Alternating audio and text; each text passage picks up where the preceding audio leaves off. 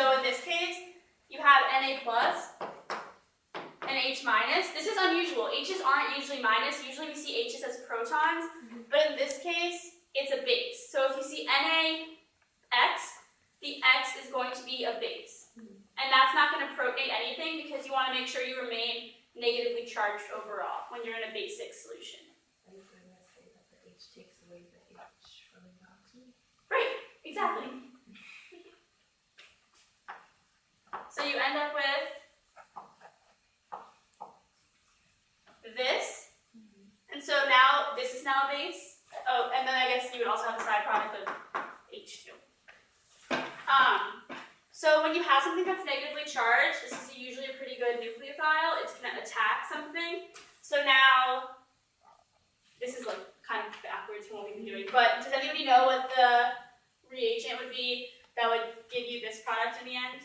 Is that, maybe like ethyl iodide, but is that just one or is that two things branching off? It's just one. Okay, yeah, so like ethyl iodide.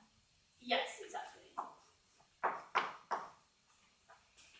And usually you'll see iodide just because iodide is a really good leaving group, but it could be bromine, it could be chlorine. It's just iodide is usually the go-to because it's definitely going to happen because iodide is so big it can disperse the charge better. Okay, so that's my warm-up. Fun. For everybody that walked in late, I sent out this worksheet with a lot of other reactions. I don't know how many we're going to get to if we go through the test.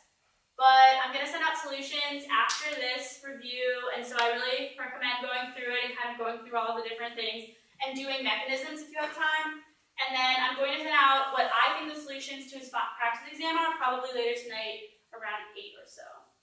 You rock.